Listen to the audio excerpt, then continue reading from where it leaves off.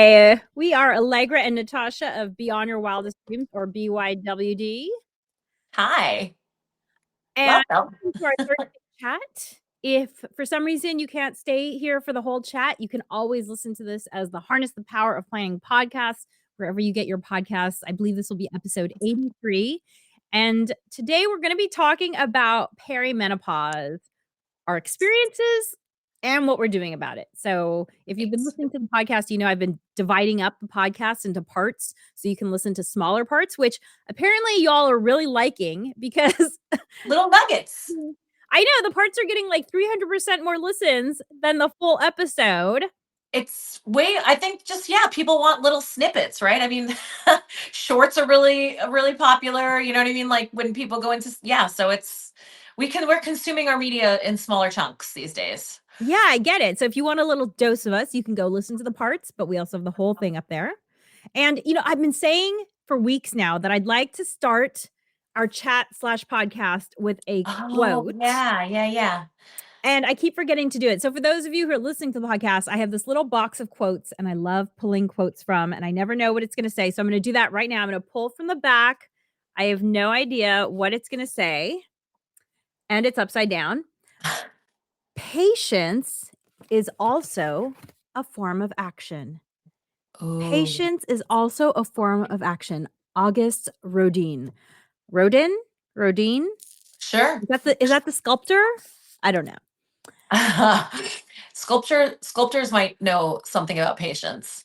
Um, Yeah, for sure. For sure. I love this quote. That Do is a you have great anything to say? quote. That feels like the opposite. I feel like, like you gotta be in action, you gotta take action, right? And just the idea of patience more and more, I've recognized that patience, I don't want to say is a virtue because that's not how I relate to it. I'm sure it is, but really is that's true. That quote is true.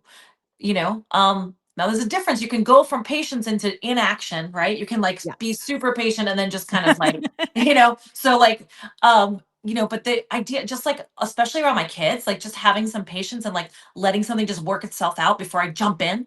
And when they were younger, there's a lot more of that, but they're older now. It's just kind of like waiting, patient. My kid asked me a Mhm. dumb question, I just wait. They figure it out. Like my 11-year-old this morning, we have like a little tissue dispenser hanging from the visor in the car, and I hand him a stack of some we keep napkins in there. I say, "Hey, can you put those paper napkins in the thing?" And he's like, "Uh, how do you do it?" I was like, "It's literally like a flap, And I'm like, "I'm just gonna wait, let you figure it out on your own. I think you can do it." You know. I don't know if that's Absolutely. patience so much as, but just I know, yeah. I think that is. I think that totally qualifies.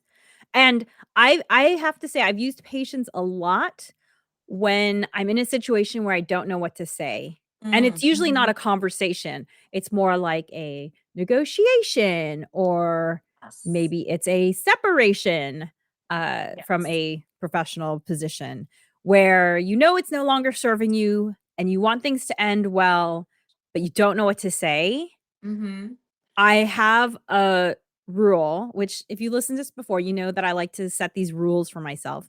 But I have a rule that I don't say anything until I feel like I have the right thing to say.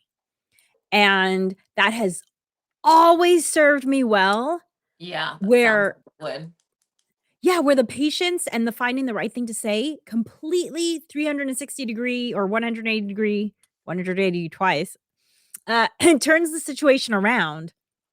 Because I was actually in this situation where I was working for a really, really toxic employer, and it took me months to figure out the right thing to say, but when I said it, this person was jazzed about what I suggested, like, "How about I do this for you?" Was so jazzed and actually, like, gave me gifts when I left.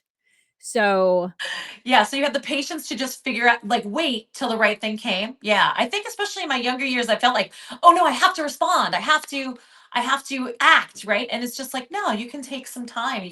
You can wait until the right time is right, or the right words come, or even just wait for there be more information more too, right? information. Mhm. Mhm. Yeah, patience Yes. is definitely something I've cultivated way more of. I No. love this deck. It is so awesome. And it's Yeah, you great gave because me one of those and I love it. it has like, I don't know, 200 cards and the quotes are on both sides. I've still never seen the same quote twice. So, That's okay, fun. patience is also a form of action. Love it. August Rodin or Rodin, or I don't know. If someone else knows how to pronounce that, please tell me because I have no idea Which is correct. what I'm saying here. So, for those of you who might be joining us for the first time, hello. We are BYWD. We are on a mission to help working moms, caregivers, moms, dads, parents prioritize themselves and their goals by harnessing the power of planning. Hence the title of the podcast, Harness the Power of Planning. Because I believe, and this has been my experience too, that with planning, everything is possible, everything is easier, and way more gets done than gets done if I don't plan. And I'm calmer about it as well. 100%. 100%. Yeah. I've had some really busy days lately and I've been time blocking them. And even if they haven't gone exactly like my time blocks, at least I'm not losing track of the things that are important. It's Mhm. just really important to the planning helps as opposed to the days where I'm just freewheeling it. Good luck. Yeah. And we've written 4 books that are all workbooks because Natascha and I have learned in our many decades of educational experience, meaning educating others as well as ourselves. But we've learned that you learn best. The brain science says you learn best by doing. And so these are our workbooks. They take about 45 minutes to go through, but you're going to immediately use the information that we give you in these books. So you're going to walk away having learned something and changed how you do things. And if you want a quick win, this is our quick win book. This was the Amazon bestseller. This is a great gift. 3, 2, 1 done. 3 simple strategies to get your to-do list done. This is good for anybody. And you can find And all of our books at this URL, tinyurl.com/BYWD Amazon. So there you go. And, if you've listened to us before, then you know that we are huge proponents of self-care. In fact, that's what our second book was all about. It was all about learning how to prioritize yourself by making a morning ritual a habit. And Natascha and I are huge fans of the morning ritual. I'm not being hyperbolic when I say that it keeps me sane.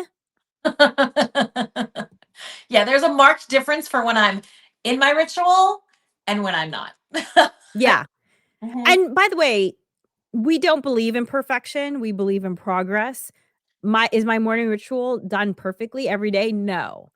But it's done often enough, well enough that I feel like I'm taking care of myself and therefore I can show up as my best self in all areas of my life. Right. And Right. the reality is self-care is also healthcare because no one can sleep for you. No one can take your supplements for you. Oh my No one God. I wish someone could sleep for me. No, I wish I could sleep better. I just want I want some sleep. Yeah, no one can do it for you. You're absolutely right. yeah. Mhm.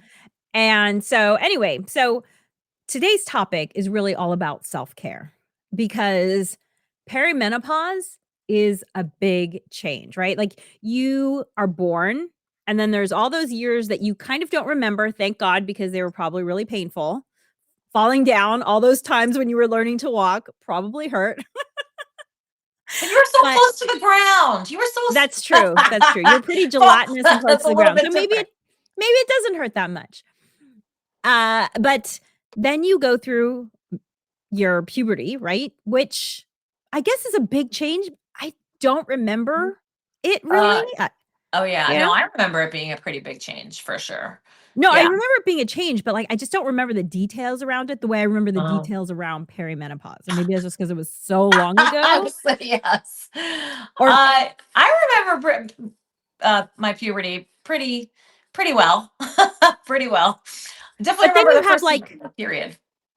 yes, I remember that too. But then you have Mhm. like 3 to 4 decades of no hormonal changes. Except when you're pregnant.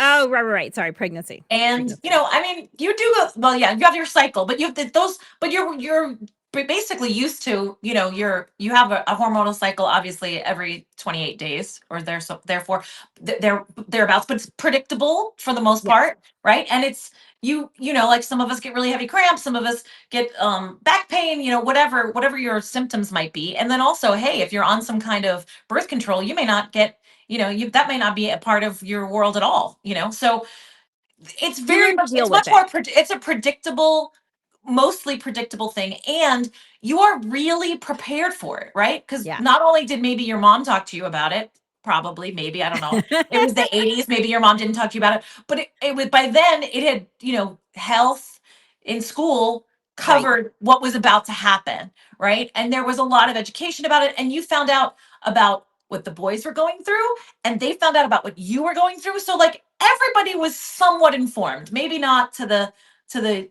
degree that was maybe necessary, but the conversation was happening and you were informed. It wasn't like maybe back, centuries before, wherever, where like you just started bleeding, you think maybe you're dying, and your mom throws you, Not a even pile of, centuries before. That was my grandmother. yeah, right. So maybe, right, exactly. Not even like earlier in the 1900s or whatever. And then, Yeah. somebody threw you a bunch of rags and they were like, take care of it. You know what I mean? And you're just kind of like, Yeah. I'm dying, So we were prepared, but nobody prepared. There's no, like, we should have a perimenopause. There should be like a, like a required perimenopause course that you take, like in your early 40s, because it can start early, right? It doesn't have to. Yes. Yeah, in your early 40s, you should just go back to school for that course. And then you get like a little, did you get to go home with like a little packet of like maxi pads and tampons, like in an unmarked box? No, definitely Yes, not. they sent us home in a little, with a little box, or maybe it got mailed to us. I don't remember, but it was like unmarked, and it had like, Oh, it was like wow. blue and pink stripes on it. And it was like, this is like, Unmarked. I just mean like it came, I must have come in, like it didn't say Tampax on the outside. You know what I mean? It Gotcha, wasn't like, gotcha. it was like discreet, and it came with like a little plastic like wallet that you can put your pads in and your Oh, panty little liners. It to-go must have been bag. sent. It must have been sent to me from Tampax or something. You know what I mean? Like I think that was probably where it probably got sent in the mail. But yeah, you got like a little, and then they should do that. We should get a little package in the mail when you hit 40, that's Right, like, like hey, AARP, right? But exactly, with like you hit 35. supplements. Yeah, supplements and a brochure, and like and telling you like, hey, questions to ask your doctor, things like that. Yeah. We're not prepared. We're Yeah. not prepared. Well, I mean, for me with puberty, thank God for the book, Are You There, God? It's Me, Margaret, because, my mom's Chinese ethnicity, and they just don't talk about these things. And so, honestly, that's how I learned about my period and all of that. Wow, And so you learned it from Judy Bloom. yep, from Judy Yeah, Blume. Mhm. yeah, And but, puberty is a very narrow window, and I feel like the experience of puberty for most of us is not as varied as the experiences of perimenopause and yes, menopause. And yes. and just to explain in case someone doesn't know, because, oh, I got our Wrapped statistics this week, really fascinating. So Spotify puts together these statistics Hmm. about your listeners and everything, and we're being heard in over 36 countries. The Our most popular episode by far is our Plan Your Week episode, which gets 303% more listens than anything else. So that's awesome. Plan your week. It's something you can listen to every Sunday to just help you. Super easy, Walk just you these through little it. prompts. Yeah. And one of the things is that the 50% of our listeners are about a decade younger than us, Natasha. Mm, And then good. 25% are our age, and Hmm. 25% are even younger than that 50% chunk. So, for Okay. the 75% of you who are younger than us, let me just explain a little bit, because this was something I did not know 10 years ago. Okay. Menopause, the definition of menopause is you've gone 12 months without a period. So, menopause really is like the finish line. Right. It's that one day, that That one day. 360, you haven't had a period for 365 days. That's 365th day is menopause for that Yep. 24 hours. And then the day after that is what, Allegra? Post Post menopause. menopause. Yes. Isn't that wild? Like that's like the legit definition, right? Yeah, And it's like the day anything, you give birth. there's all this pregnancy, and then there's all the raising the kid. The day you give birth is Right. kind of like menopause. It's a one-day Day. event. Right. Exactly. And yet, for me, it was the only part about this hormonal change that I'd ever heard about. But Right. guess what? Perimenopause, which is the part before that finish line, can last as long as a year. I mean, a year, as long as a decade. A Yes. Isn't decade, that 10 great? Like years. when I first heard that, like I never in a million years, I couldn't wrap my brain around that initially when I first heard like 10 years? Yeah, 10 imagine being years. pregnant for 10 years, like hormonal changes for 10 years, people. Right. 10 years. Yeah. The thing And guess about who's had a 10-year perimenopause? you This did. lady right here. Hmm. That's right. I am officially entering year 10. 2025 will be year 10 for Wow. me of perimenopause. Yeah. So you identified perimenopausal symptoms when you were 40. When I was 40 was the Yeah. first year I lost a period. I went from 12 to 11 periods. Hmm. Then the next year I went from 11 to 10. The Oh, next 10 to 9. It was like this nice little countdown. wow. Your body is so efficient. That's It was crazy. like, we're just going to drop one off. So So this, it was very clear to me. you make a very good point because like the thing about puberty is that there's so many clear signs that you're going through puberty, right? You start getting hair under your armpits, Mhm. blah blah blah, right? So way before you maybe start bleeding, usually, before you start you're on your menses, you have there's other signs, right? Like you're getting little breasts, right? All that kind of thing. With menopause and perimenopause, so you had a clear indication where you dropped a period. I Mhm. still get 12 periods a year right now, and I am definitely in perimenopause. So, like, Right. the other thing is, it looks so different for so many different women. And I feel like it's an invisible hormonal change, right? Yeah.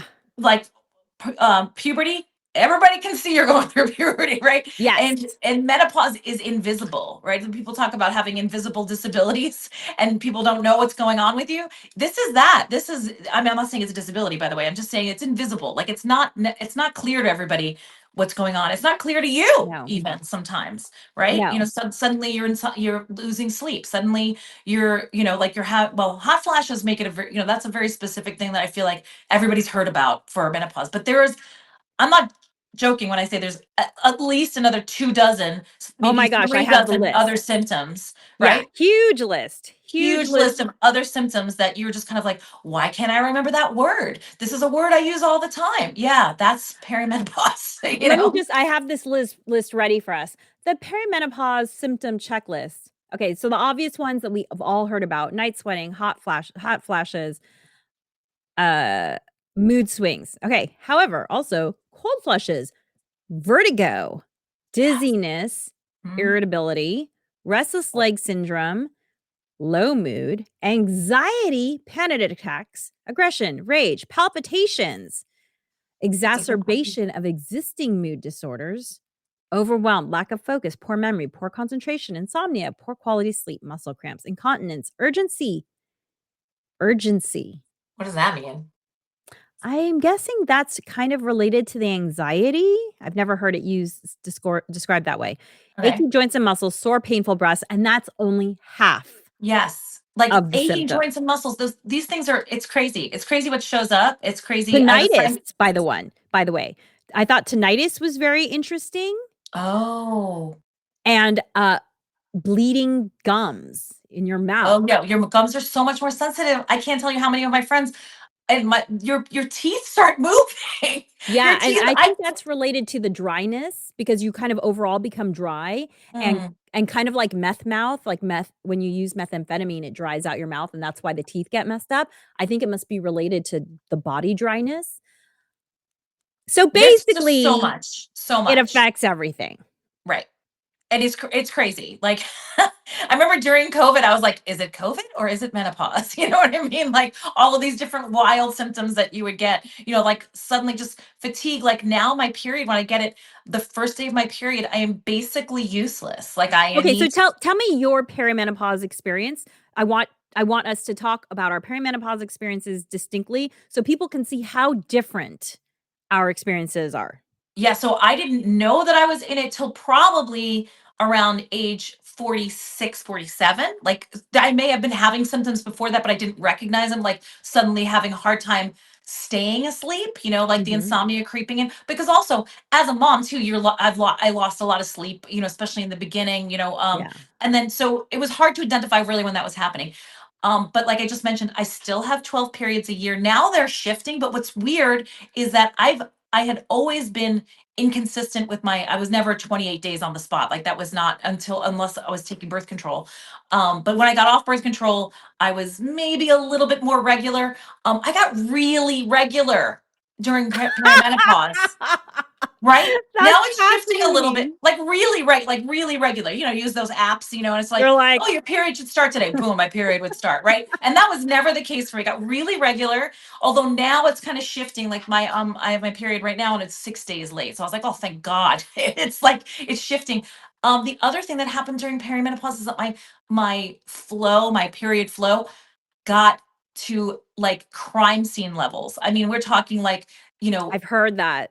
Really SUV, heavy. like I'm like Law and Order SUV, like you wanted to put like police tape around me. I mean, it was really heavy, insanely heavy, like That should be beyond your Halloween costume next year. Police just tape all police around tape. you, Oh, and you're like, "I'm menopause period," or I am a perimenopause menopause. period.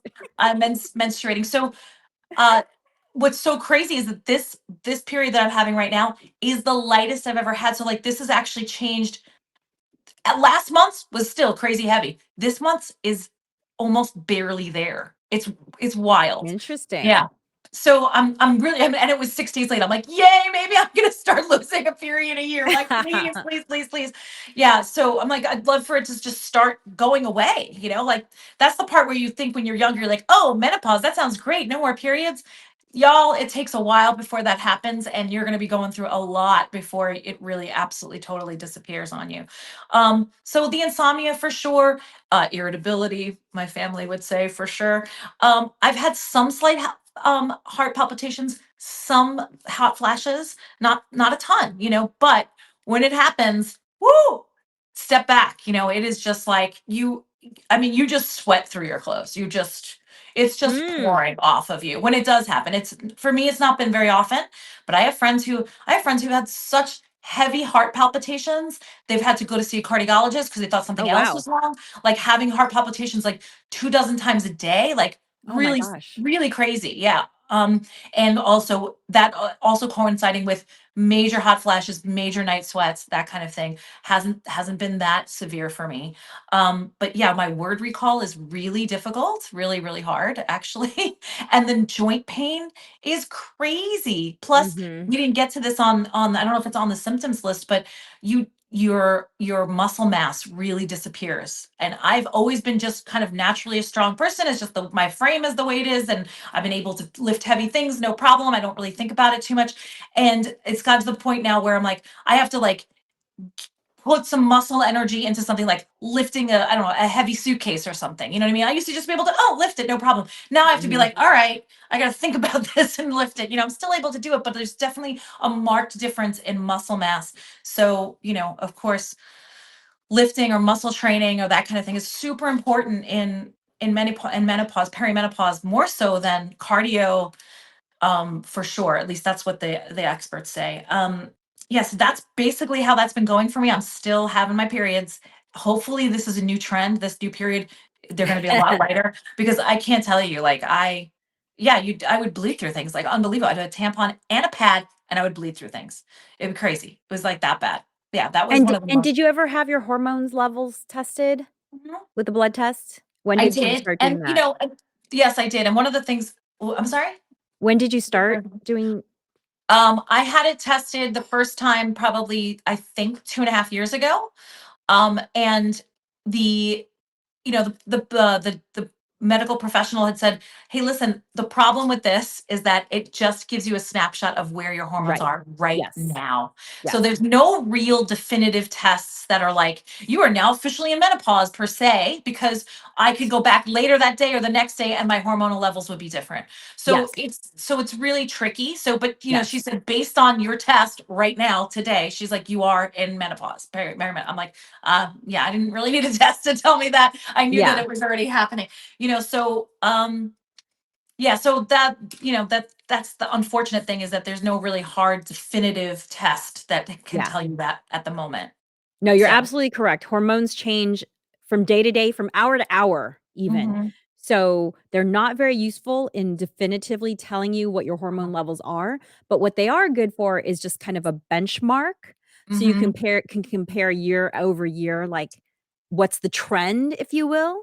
yeah, Because, for instance, if you had been testing for 10 years, you might have right, seen a downward trend before you started having the hot flashes because yes, I mean, my last few years, my hormone levels are so low that it's saying I'm postmenopausal because it just happened to be a low period, in yeah, my day, and yeah, I'm clearly not menopausal yet, but I knew that I was on a severe downward trajectory, and so, just kind of helpful to me to be like, "Okay, I'm gonna start reading some books about this to yeah, educate myself." right, So, mhm, okay, before I tell my experience with perimenopause, I'm just gonna read the other half of the list for everyone because maybe there's something in here that you are like, "I have this thing and I don't understand why it's coming." Okay, fatigue, I think most of us have had that one. Bloating, digestive issues, changed body odor, tinnitus, mhm, allergies, itchy mhm, skin, sinus issues, weight gain, body composition changes, yes, big hair one, loss and thinning, more facial hair, electric shock sensations, interesting, tingling, spatial yeah, awareness, yeah, burning mouth or tongue, the bleeding and sensitive gums, bad breath, change in fingernails, skin changes, loss of libido, painful sex, vaginal dryas, UTIs, headaches, migraines, and then, of course, changes in periods. yeah. So, So you just listing that, I have had probably, 10 of those, not anything that's severe, but I had the burning tongue, burning mouth one thing once, and I was like, "What is going on?" And it didn't last a whole day, and it wasn't severe. It wasn't enough to like, make a difference in my functioning per se, but it was noticeable, like really noticeable. Also, that changes in body odor, wild. It was mm, wild. The deodorant I had been using forever and ever, all of a sudden did not was not working. And then all of a sudden I switched to a different one. I switched to then what was happening through my cycle, like a deodorant would work for part of my cycle and then stop working, and I have to use a different one for different parts of my oh, cycle. wow, And interesting. wild. Like, and then also I'd be fine. And then all of a sudden, boom, there'd be like a plume of body odor that happened like instantly. It wasn't like gradually over the day, right? It'd be like all Yeah, of a sudden my pits stank, like out of nowhere. You know what I mean? yeah, Like that kind of thing. And so I have finally found a deodorant that really works. I highly recommend it. It's, aluminum free, and it's called super deodorant, and it is a little paste that you put on, and it is amazing. It works cool. great. Just throwing that out there. We're not Yeah, sponsored by Super Deodorant. but we But should be. yeah, I mean, it honestly, and I went through a ton of different deodorants to try to find something that worked, because I'd put clothes on, and then like within like a couple, I mean, I'd like just showered and I put deodorant on, and like, and I didn't go run a mile or anything, or I'm just living my life. And then all of a sudden I stink, out of nowhere. Yeah. So that took me a while to find the right deodorant. Yeah. And My we'll husband's put a like, link to that in the show notes, so if you're yeah. listening later and wanna look that up. So, my perimenopause experience, I feel like pretty much couldn't be different. I first knew that I was entering perimenopause because of my lost period, and I didn't think anything of it year 1. It was when year 2 happened, and now I'm 2 periods down, that I was like, something's happening here." Hmm. And so I was just losing a period a year, and I did start having my hormone levels checked then, just because with my annual checkup, just to get Yeah. a baseline, because clearly there's this change. And it wasn't until about year 5 that I started having any other symptoms. And for me, the other symptoms were waking up in the middle of the night, wide awake, so usually around 2 AM, and Mm, not being able to go back to sleep. That was my biggest symptom. Occasionally, I would feel a little warm, and this is coming from someone who was always needing an extra coat, always feeling yeah. cold, to my husband saying, "You are much warmer than you used to be." I Oh, never wow, he had noticed, huh? Yeah, he noticed Mm, too. I never had, like, the sweat. The sweat was never something that I had. So, it was definitely warmth, but it would always go away, and so I would say those were my big 2 that I struggled with about 5 or 4 years ago.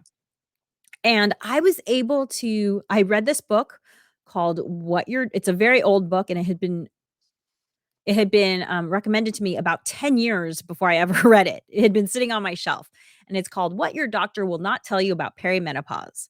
And I got one nugget out of that book, which was this one herbal supplement called Vitex, and that completely took care of those symptoms for me. I had to experiment with the right dose, but, Vitex is also called chasteberry, so you see it in lots of the women formulations, and it's been used for women's health for, generations, and that completely took care of it because literally for 3 months, I was not sleeping well, and a friend of mine said, "Take some melatonin, take a gummy, do Yeah. something, you need sleep," because I was 3 months of not sleeping well, you're, like, Oh yeah. angry, your brain's just not working properly, but this really took care of it. Maybe after about a month of taking it, I felt like I was totally sleeping through the night. And then I, started having I don't remember if I was having any other symptoms, but for some reason, the Vitex was not keeping me asleep anymore at a certain point, and my acupuncturist, who I went to when was entering perimenopause, she recommended this Chinese medicine formula, and that seemed to help for a long time.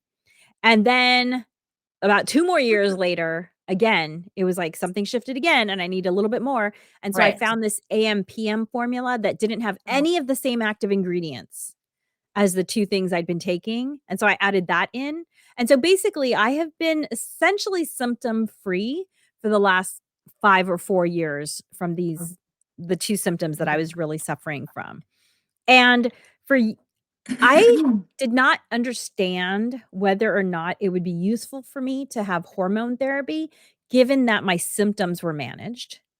And then Natascha and I saw this great documentary. I know it's streaming on PBS. Everyone should watch it. It's called The New Menopause.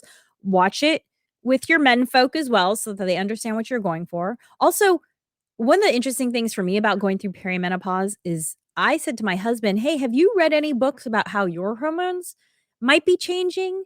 Because as little as perimenopause is talked about, I feel like men's hormone changes might be discussed even less. Oh my goodness. Yeah, I don't think there's even an awareness that that even occurs at all. Yeah, because they don't have the same visual as we have with our Mhm. periods, right? But, I can tell from his own body composition, something's changing. I can tell from his sensitivity to caffeine and alcohol, things are changing.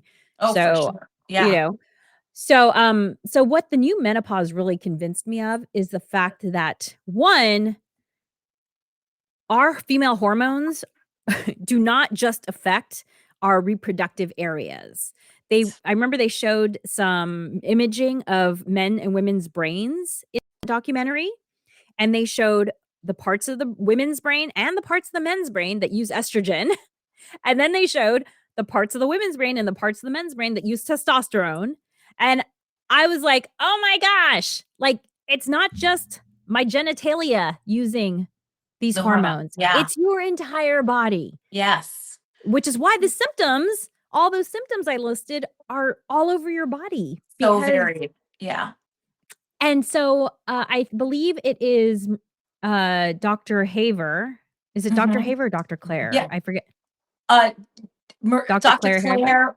Claire Haver, Marie Claire Haver, I thought her name Marie was, Claire but Haver. she's the one who wrote The New Menopause. That's a book. The documentary is Oh, the M Factor is the The book. M I mean, Factor. Yes, The sorry, M no, the M Factor is the Factor is the documentary. documentary. The New Yes, Menopause, though, is the book. all y'all beg, borrow, steal to get this book. I mean, you have to like whatever you get it out of the library. Do what you have to do to listen or read this book because it is eye-opening and it's the latest information available. She's packed it with the latest information available about research and so forth, and then solutions, right? Mhm. Ways in which to help yourself combat these symptoms. And then also really understanding what Allegra's talking about right now is that the decrease in estrogen is affecting your bones. Like this is like you don't want to it's affecting potentiality later. It's not very well researched yet for Alzheimer's. I mean like there's a lot of things that are not it's not just hot flashes, right? Yes. There's a lot of things that are going on in your body that has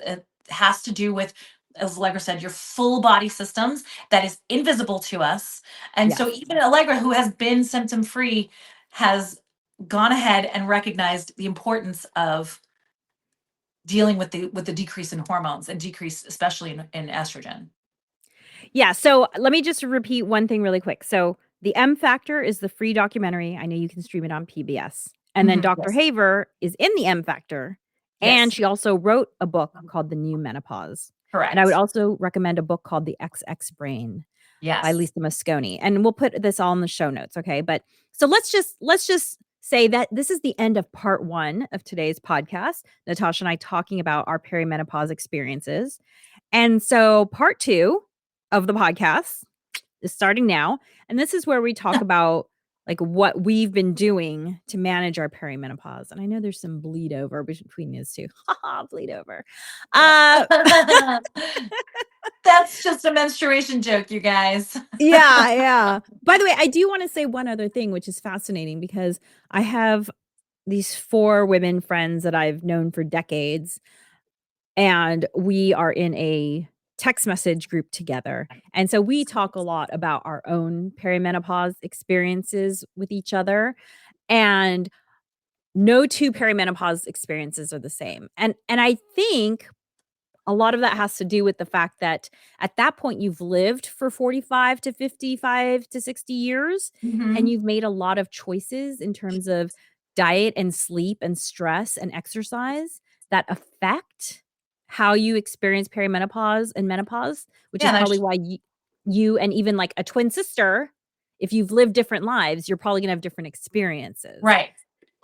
And then you put because genetics in there, like there's probably yeah, predispositions on all different fronts. yeah. No, Yeah, genetics plus epigenetics equals right, right. totally different experiences.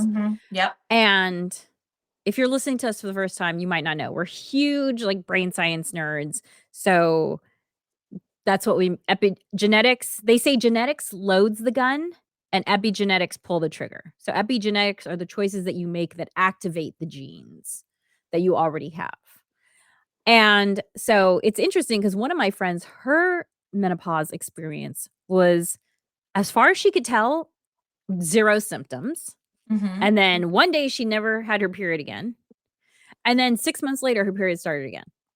So, clearly right, there's some hormone changes there. right. Yeah, Not something's happening, even if you're symptomless. Yeah, Yeah, absolutely. Something's going on there. yeah, something's Absolutely. going on. Hmm. So, I would definitely say for the books that we're recommending, XX Brain, The New Menopause, maybe you wanna read, the doctor who wrote What Your Doctor Won't Tell You About Blank, and I say blank because he wrote one about perimenopause and one about menopause. He might have written another one. He's no longer living, so those books are old, they haven't been updated, but they do have some interesting information. I would definitely recommend reading these around 35. By the time you get to 35, start reading this stuff just so that you're not surprised when things start happening and wondering, "What's wrong with my gums? Why are my gums Hmm. suddenly not good anymore?" Things Right. things that you would never associate with perimenopause. Absolutely. Yeah. And just also this kind of, it also kind of sets you up too for, and I think in the new menopause, and in general, this will help set you up for what questions to ask your doctor. Oh, and by the way, your doctor may be wildly uninformed, even your OBGYN, even the person who is trained to look at your lady parts may be wildly under educated about menopause and perimenopause.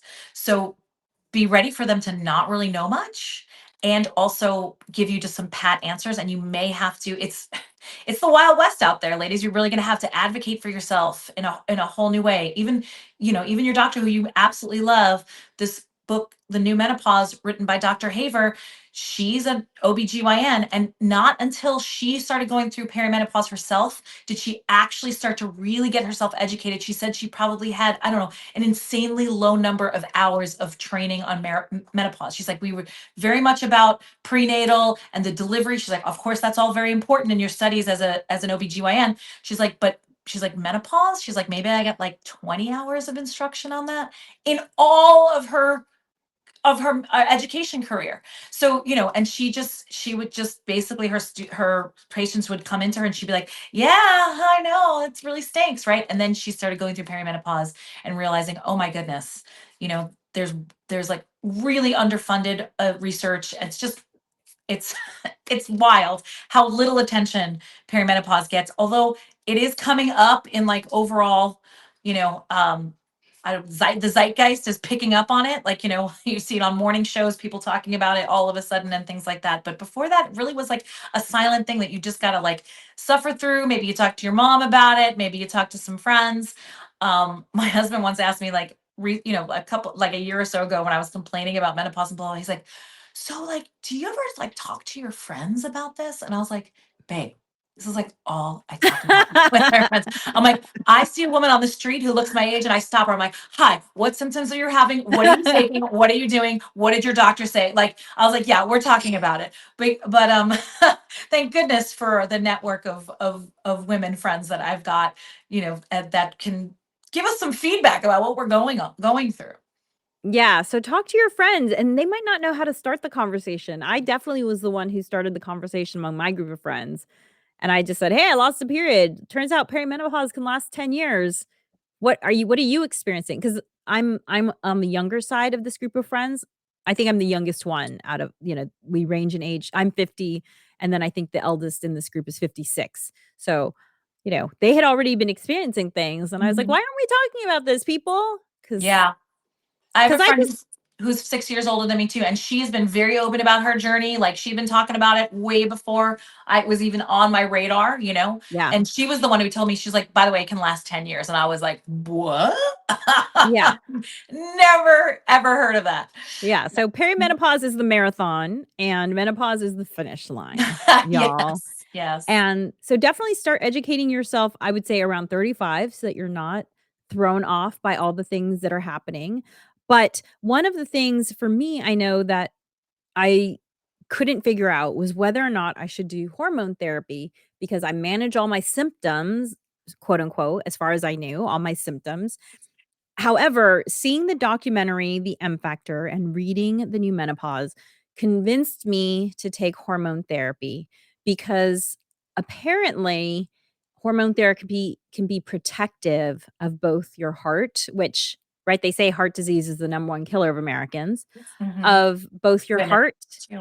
Mhm. and your cognitive facilities. Women are diagnosed with Alzheimer's at a 2-to-1 ratio, uh, and a lot of it is related to these hormonal changes and how they affect our brain. So I finally decided to start, and I knew that I wanted to start with low dose so that I could just kind of ease my way in and see how it was affecting me, and plant-based hormones. Now, just to clear up some confusion, so there's a term out there called bioidentical hormones and then regular hormones.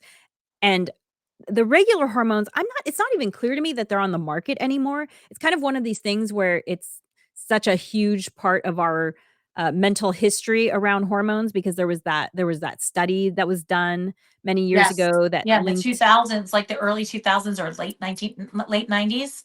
Yeah. Yeah, and Mhm. back then, the hormones that they were using was made with the urine of pregnant mares, so pregnant horses, and there were, as far as I can tell, there were a number of problems with the study. One of them, perhaps the fact that the hormones were from pregnant mares was an issue. However, it sounds like a bigger issue was the fact that they didn't control for the age of the people that they were testing, and I guess Mhm. they were testing these hormones on women who were perhaps already had some sort of cancerous cells in their body, and therefore the hormones, of course, there's some cancers that use estrogen to grow. So then, of course, it made their cancers worse. So anyway, Right. And the main all of thing was that is the to way it say was is reported. It was sensationalized to yes, like an over, just like way blown out of proportion. And then women who were on some kind of hormone therapy all immediately stopped. And the word out there was like, "Oh, hormone replacement will give you cancer." And that right. is not necessarily true at Yes. all. Yeah. And, the chance of it Exactly. is much, much, much less possible than what was originally reported. Yes. So There's that, and I believe so the most important thing to me was to make sure that it was plant-based because I had heard that plant-based hormones might be more bioavailable to the human body Hmm. than the hormones made from horses. Now, just to keep in mind, both of these hormones are synthesized in a lab. So you'll hear people say, I want natural hormones. And what they really mean is, I want the plant based ones because the plant based ones are still synthesized in a lab. So these are still chemicals that you're getting either way. However, the plant based ones are sometimes called bioidentical. Assuming you're using your insurance to pay for these hormones because they can be expensive, you can only get FDA approved hormones. So I will include a link to a list that I found on the Mayo Clinic's website of FDA approved bioidentical parentheses plant-based hormones. Because when I was talking to my doctor and I said, I want to look into hormone therapy, and he said, no problem. So I was lucky that he said that. I said, "Okay, I'm only interested in bioidentical hormones." And he said, "Oh, I can't prescribe those because those aren't FDA approved." And then I found this list on the Mayo Clinic website, FDA approved bioidentical hormones. And I said, great, you can prescribe me anything FDA approved. Here's a list of FDA approved, as I understand it, bioidentical hormones." And he said, "Oh, okay. Sorry, I thought that you meant compounded hormones." So I'm not sure why, because the literature I've read is very clear that bioidentical means plant-based, but apparently in some medical community understanding, plant-based bioidentical has come to mean compounded hormones. And I say this because more than one medical professional has made this. Actually, 3 medical professionals. I've said the word bioidentical, and they've said back to me compounded. Right. Okay. So for Yeah. some reason, these 2 words are getting confused. So I you see. might wanna use the word plant-based rather than bioidentical This is my is suggestion. such a great example of just like how undereducated even your doctor is, right? So Yes. this is wild. This is like a So 1 grassroots, doctor and ladies. 2 pharmacists both said this to me. Yeah. So this is, we have to, this is like grassroots self advocacy, like, or like we have to pool together our resources and knowledge and share. That's really good. Very, very good point. Extremely important distinction. Yes. So apparently, just so I can explain what compounded hormones are, there are these compounding pharmacies where they will hobble together, and I don't mean hobble, I just mean, like, pull. I don't mean that in a negative way, I just mean they'll pull very specific things for you, mix them together into a formulation that is just for you, and work with you on, "Oh, okay, well, maybe this is too much and this is not enough," and they will adjust it with you. That sounds amazing to me. That is not covered by insurance Mhm. because there's no way to get FDA approval on Right. a super custom formula like that. Right, right, right. So I'm not saying that I would never do compound formulation. However, my insurance is willing to pay for FDA approved plant-based hormones. So I'm like, okay, well, I'm just going to start there and see Yeah. how I take that.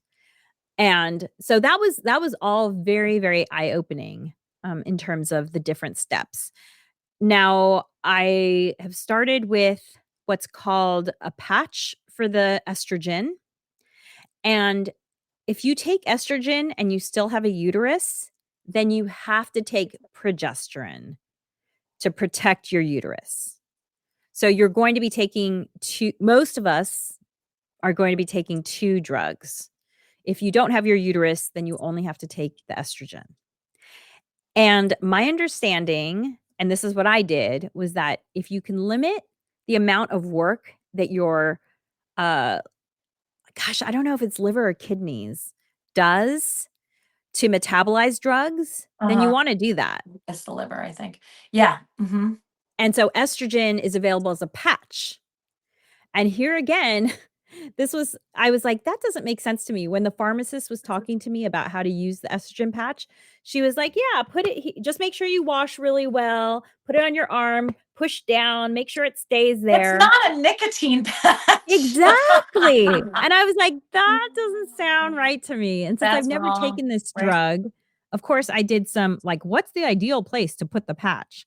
Yeah, And everyone says, put it as close to your reproductive organs as possible, which kind of seems to make sense, right? Because that's at yeah, least where you're needing them a lot. right. Because that's the Um, advantage of the patch is that it doesn't have to go through your whole system. Your body yes. just absorbs it right where it needs it, and you just it creates less complications and so forth. Don't put it on your shoulder Yeah. or Yeah. your So don't upper put it arm. on your shoulder. And Yeah. also, if you can get the patch, it sounds like, and again, I'm not a doctor and I don't play one on TV. But from what my doctor said, it seems like avoiding having to metabolize something is just better for your internal organs to not have to go through that work, Yeah. right? And then the progesterone, I'm gonna have to just pause for 1 second. I'll be right back, y'all. and then the progesterone I'm taking as a pill, and I take that every night because apparently it can make you drowsy, which, hey, if having trouble sleeping is one of the symptoms that you are experiencing in perimenopause, then hey, you'll get that extra benefit of the progesterone making it a little bit easier to sleep at night. And so those are the two, again, FDA approved plant-based drugs that I am taking. And it was interesting because so I started about 3 weeks ago now, and when I first put on the patch, by the way, the patches are pretty small, and you get to choose between a 1 week patch or a twice a week patch. So you change it every 3 days, basically. And I went with the smaller patch, 1, because it was smaller, and 2, because personally, I have a tendency my skin gets a little bit itchy with the anything that's adhered to it, like a Band-Aid. If I have a Band-Aid on for too many days, my skin will be itchy. And so I chose the twice a week estrogen patch because that way I got to change the location of it every 3 days. And so I Hmm. haven't had any itchiness, no rash Right. at the adhesion site, and they're pretty small. It's about a postage size stamp, maybe a teensy bit bigger. Yeah. Uh, yeah, it's pretty It's small, great to know but that you have options too, right? That there's more you than do. one way to do this and Yes. that you can customize it to however, your body needs it to be. And I love that Allegra said this. I'm just going to reiterate. We're not giving medical advice. We're not Yeah, doctors. Check with your physician. Just makes bears. We're just talking about our personal experience. absolutely. Right. Yeah. And I do wanna say one thing too that because it wasn't included on the symptom list, and I thought this is something that's really interesting. I'm not sure what book I read this in because 'cause I've known this for a long time, so it wasn't the 2 most recent books, but, your cholesterol is going to start going up as you enter perimenopause, and the Hmm. reason why is because cholesterol is what our body uses to make the hormones. So if your body's not making the hormones, guess what? There's all this unused Yeah. cholesterol. You could be doing exactly eating the same stuff, exercising, your cholesterol will go up. It's just going to happen. It's just gonna happen, and so in terms of, again, keeping eye on perimenopause, if you start to see your cholesterol numbers going up and nothing else has changed, that could be another indicator of where you are in your hormonal journey. I personally have had to make some major diet changes in order to counteract the cholesterol, and I'm really happy to say so I have always done a full range of blood tests every year, and I've always had my doctor add other things that don't necessarily get included automatically, such as vitamin D and the hormones and whatever, and I did some testing this summer, and my cholesterol had finally hit a and I've been making health changes for the last couple of years. If you've listened to us before, you've heard me talking about them, but I had not been moving the needle on the cholesterol. And my cholesterol officially went just over the hill of now we have to take care of it. And Yeah. I was like, okay, well, there's a clear trend and it's not getting any better, so I need to do something radical. So I made a radical shift in my diet, and I asked my doctor if I could test in 2 months just to see if it was making a difference because it was such a radical change for me that I honestly I kinda needed the extra, uh, oomph of, yes, Right. this is working Yeah. Yeah. in order to keep going with it. And I was so happy because after only 2 months of diet changes, no exercise changes at all. 2 months of diet changes, my LDL, so that's the quote unquote bad cholesterol, Mhm. went down by 23 points. It's still not under, so ideal is less than Nice. 99. I went from Yeah. 130 to 107, Oh but my that's gosh, huge. that's a 2 huge months. that's amazing in 2 months. 2 months, and my triglycerides under 144 is ideal. My triglycerides were at 163. They went down to 108 Oh my goodness. That's in only t amazing. in That's only 2 amazing. months. Yeah. So needless to say, it's working. I'm Yeah. definitely keeping up with it. I'm so happy, and what's interesting was I started these dietary changes before the hormone therapy, which I'm so glad because I was definitely starting to experience some brain fog in 2024, where it just seemed to take a millisecond longer to think of the word. Mhm. Maybe no one else noticed it. I definitely noticed it. Oh my gosh, I did too, for sure. And Not you, the I'm saying about me. thanks, I didn't notice Natascha. about you, I'm talking about me. I noticed for me, I'm sorry.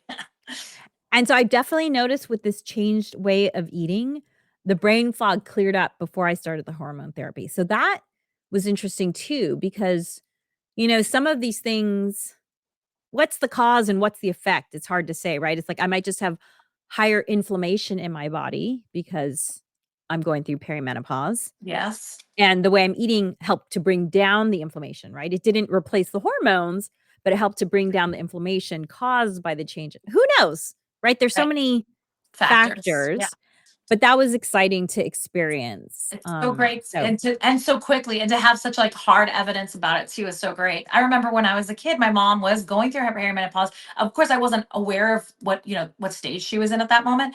But my mom always would come home from work and the first thing she'd do is she'd make herself a little cheese snack, right? She would like cheese and crackers, like that was her thing, right? And her cholesterol numbers went up and she just eliminated that cheese snack, like that eating cheese when she got home, and it helped yeah, to drop too. And so yeah, she used to say like I'm a cheese fanatic, and she cut out cheese, not completely, not like in all meals, but right. the Just the snacking everyday. cheese, yeah, and that dropped her cholesterol. So the diet thing really does work. Changing your diet does really work. It does make a difference. Yeah. And the thing is my diet wasn't horrible by any means. But, when your body is experiencing all these other changes, you just have to, I mean, I think one of the things I feel like most of us have experienced as we're getting older is how caffeine and alcohol affect us differently. And while you might not feel it as obviously as because the caffeine and alcohol are very immediate, right? So you're like, I drank the coffee and now I'm like jittery, or it's not the same exact thing with a meal that you have an immediate visceral sensation, but food does affect us differently too as we age, unfortunately. Yes, I know. Yeah, yeah. So we recommend the things that we recommended were the books that will all be in the show notes or the Mhm. comments. Also just to mention as well, since we're talking about food, one of the books that, in fact, the first book that Dr. Haver wrote was the Galveston Diet, and this is not a diet to lose weight, but this is just diet in the medical sense of like what are you eating, right? Right. And this is designed specifically around women in perimenopause, dealing with higher levels of cholesterol, dealing with muscle mass loss, these kinds of things. So check out that as well. Check out the Galveston diet since we're talking about food and what a miracle medicine it is. You can check that out as well. And Yeah, and again, I've collected a lot of these things. I'll need to go back and look at it and add, but if you go to tinyurl.com/bywd menopause, I've actually put together a number of these books into one place so that you can find them easily, but I will put links to each of them individually, once we're done with this show. So, thank you so much for joining us today. As always, we're here every Thursday at 9:30, but you can always catch the replay at the Harness the Power of Planning podcast, wherever you listen, or you can always watch it on YouTube. It's also up there on our website to rewatch again whenever you want. Thanks for joining us and dream wild, wild dreamers.